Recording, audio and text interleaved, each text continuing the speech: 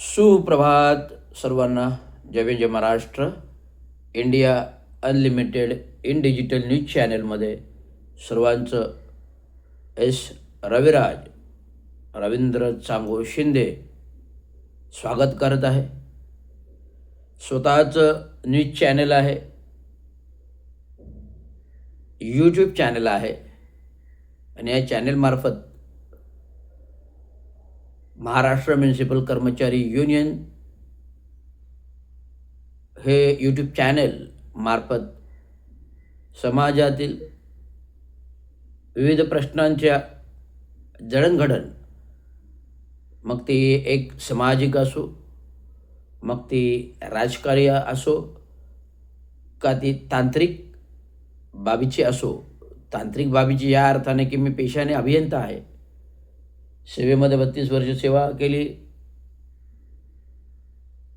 कार्यकारी अभियंता पदावरून सेवानिवृत्त झालो आणि सेवेत असल्यापासून 12 वर्ष दिवंगत कामगार नेते चांगो शिंदे, तुम्हाला दाखवतो. दिवंगत नेते कामगार शिंदे, दिवंगत नेते चांगो शिंदे यांचं कामगार संघटनेचं काम अमर्यादित चालू आहे. त्याच्यामध्ये कुठल्याही प्रकारचं खंड नाही आणि हे कामगार नेतृत्वाचं काम करत असताना अनेक अडीअडचणीतून, अनेक प्रसंगातून मला स्वतःला जावं लागलं. कारण सेवेच्या कार्यकालामध्ये शेवटच्या 3 वर्ष सेवानिवृत्ती होत असताना लागोपाठ 6 महिने कोविड कालामध्ये 2020 आणि 2021 मध्ये 6 महिन्याच्या फरकाने 2दा निलंबन. त्याच्या आधी 96 मध्ये अतिक्रमण आणि बांधकाम विभागात बांधकाम निष्क्रियचं काम करत असताना राजकीय पक्षपातीचा बळी म्हणून तेव्हाही मला निलंबन केलं होतं. म्हणजे एक अधिकारी प्रामाणिक काम करत असताना तो 3दा सेवानिवृत्त होतो. याचा अर्थ ही त्याच्या कामाची पोचपावती आहे की हा माणूस एवढं प्रभावीपणे काम करतो, तर प्रशासनाला जे सत्य गोष्टी आहेत ते उघड होतात. त्यामुळे चोरांचे डाव फेल होतात. त्यामुळे या चोरांचे डाव यशस्वी होण्यासाठी रवींद्र शिंदेसारख्या एका प्रामाणिक अधिकाऱ्याला, अभियंत्याला वारंवार निलंबित करणं हे शासन नियमावलीच्या कार्यामध्ये अशोभनीय आहे. आता बघा, मी तर एक अभियंता झालो, कार्यकारी अभियंता झालो, परंतु महाराष्ट्राच्या सेवेमध्ये तुकाराम मुंडे सारखे IAS अधिकारी हे कुठेतरी कोपऱ्यामध्ये फेकले जातात का? कारण कामात प्रामाणिकता, सचोटी, न्यायप्रविष्टता, सेवाशर्तीच्या नियमावलीचा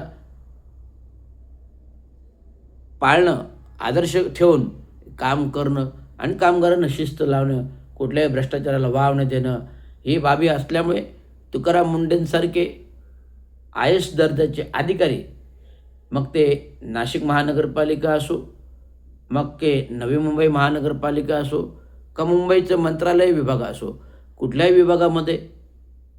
विभागामध्ये 1 वर्षाशिवाय जास्त काम ते करू शकले नाहीत का?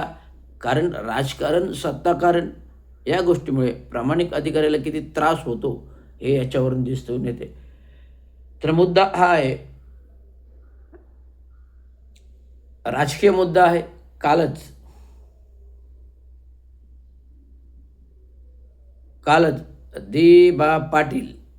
दिबा पाटील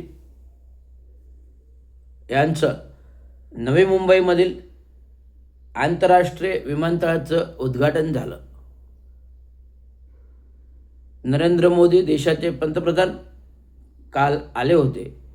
विविध बहुउद्देशीय प्रकल्पांचं त्यांच्या हस्ते भारतीय जनता पार्टी सरकार, राज्याचे मुख्यमंत्री देवेंद्र फडणवीस, दोन्ही उपमुख्यमंत्री एकनाथराव शिंदे आणि अजितजी पवार या तिघांच्या या उपस्थितीत आणि देशाचे पंतप्रधान नरेंद्र मोदी यांच्या हस्ते उद्घाटन झालं. परंतु ते एअरपोर्ट अजून पूर्णत्वास आलेलं नाही. अजून वर्षाचा कालावधी लागेल. परंतु कुठेतरी देशाचे पंतप्रधान नरेंद्र मोदी यांच्या BJPच्या RSSच्या नियमावलीनुसार 75 वर्षे पार झाल्यामुळे त्यांना सत्तेतून पायउतार होऊन देशाच्या पंतप्रधानपदी नव्याने कोणी येईल राजकारणामध्ये म्हणून तत्पूर्वी निवडणुकापूर्वी, महानगरपालिकांच्या निवडणुकापूर्वी आंतरराष्ट्रीय एअरपोर्टचं उद्घाटन झालं. म्हणजे कुठेतरी लोकांच्या नजरेमध्ये एक चांगलं कामाचं प्रतीक, एक चांगलं काम, एक बहुउद्देशीय काम, एक आंतरराष्ट्रीय काम प्रतीक म्हणून लोकांच्या नजरेत यावं यासाठी देशाच्या पंतप्रधानांनी उद्घाटन केलं. मी देशाचे पंतप्रधान नरेंद्र मोदी यांचं इंस्टाग्रामवर सातत्याने चॅटिंग करत असतो. देशाचे पंतप्रधान नरेंद्र मोदी यांच्याबरोबर इंस्टाग्रामवर सातत्याने चॅटिंग करत असतो. मी त्यांना म्हटलं होतं की मला 1 वर्षासाठी पंतप्रधान बनवा देशाचं, 1 वर्षासाठी मला पंतप्रधान बनवा देशाचं, 1 वर्षासाठी मला पंतप्रधान बनवा देशाचं. बघा, देशाची सर्व महागाई स्वस्त, पेट्रोल स्वस्त, डिझेल स्वस्त, कोणावरही कुठल्याही प्रकारचं कर नसणार आहे. फक्त जे मोठमोठाले उद्योजक आहेत ज्याने सरकारी पैसा लाटला, जे मोठमोठाले उद्योजक आहेत ज्यांनी सरकारी पैसा लाटला, जे मोठमोठाले उद्योजक आहेत ज्यांनी सरकारी पैसा लाटला, त्यांना पूर्णतः वसुली, पुन्हा 100% टॅक्स.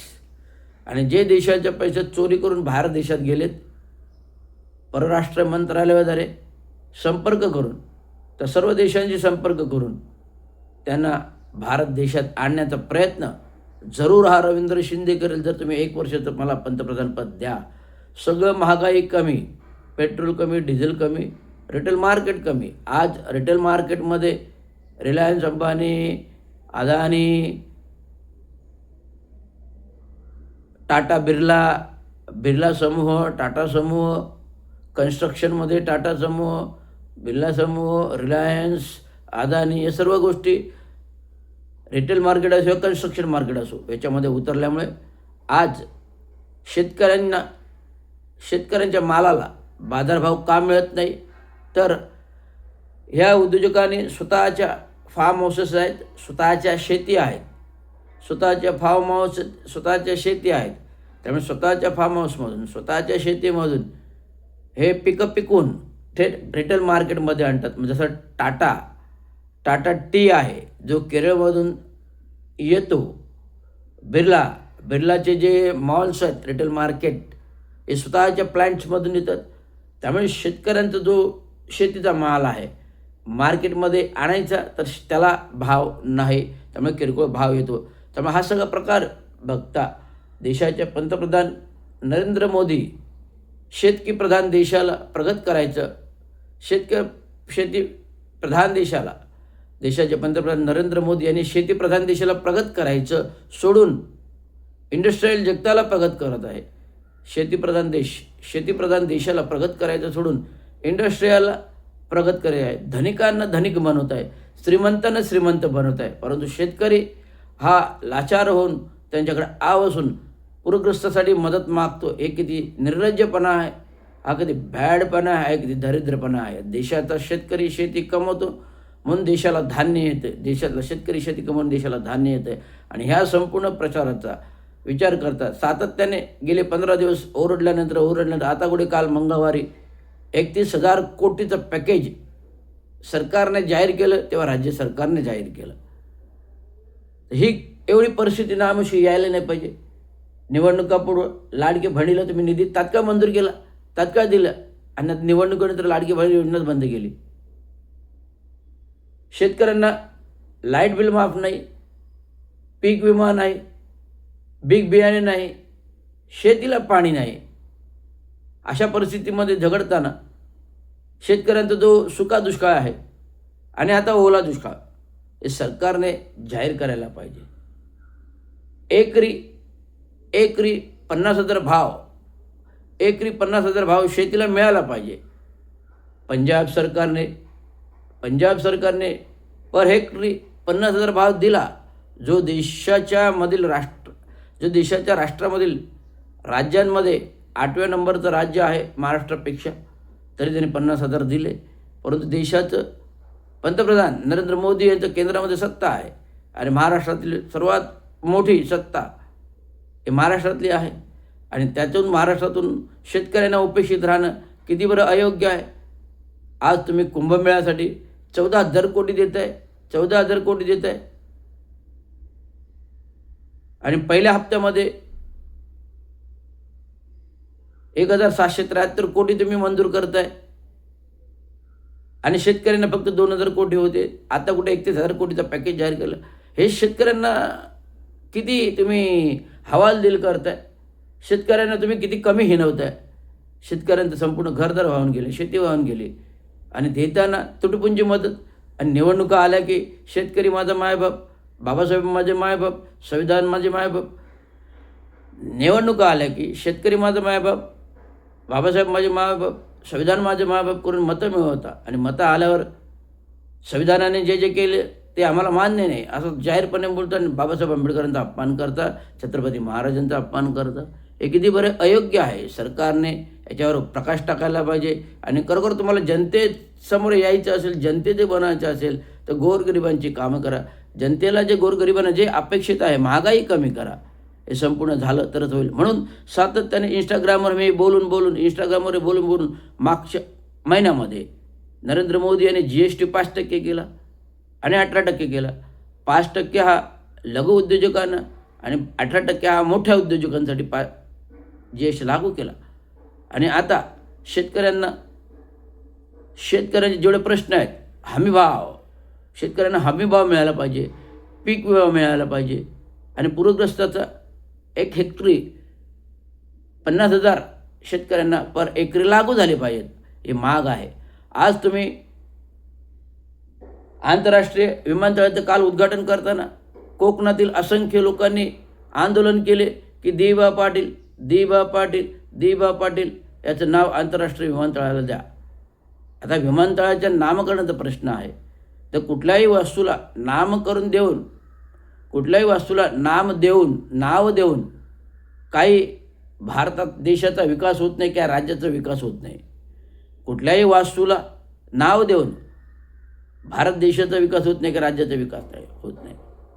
तर असं कुठलं आंतरराष्ट्रीय कार्य आहे दिबा पाटलांचं, तर त्यांना आंतरराष्ट्रीय विमानतळाला नाव देतील. स्वर्गीय इंदिरा गांधी यांचं देखील आंतरराष्ट्रीय विमानतळाला नाव द्यावं. स्वर्गीय इंदिरा गांधी यांचं देखील राष्ट्रीय विमानतळाला नाव द्यावं असं ठराव कोणी मांडला का?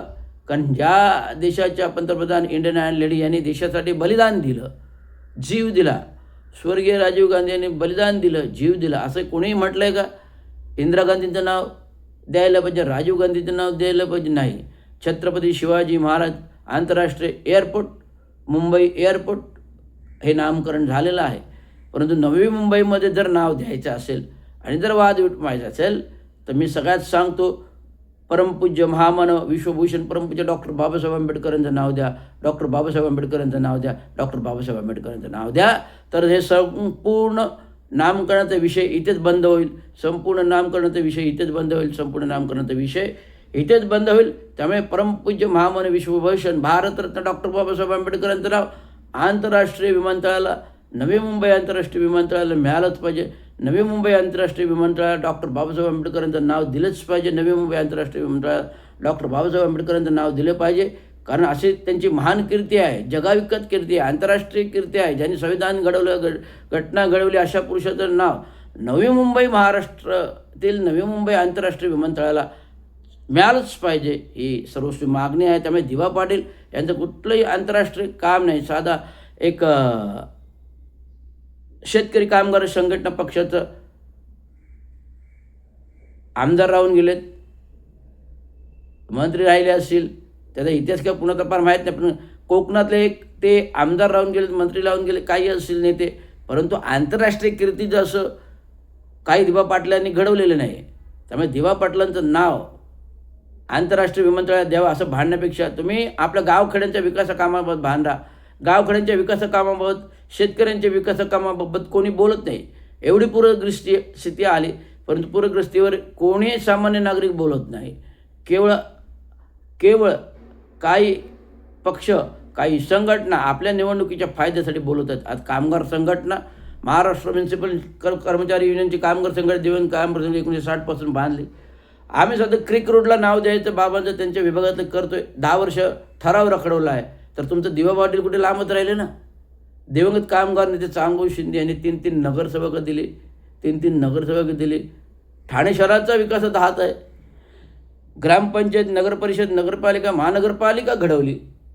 एवढं असूनही त्यांचं नाव क्रिक रस्त्याला दिलं गेलं जात नाही. प्रस्ताव मंजूर आहे. पण 10 वर्ष ठराव रखडवलेला आहे, तो दिलं जात नाही.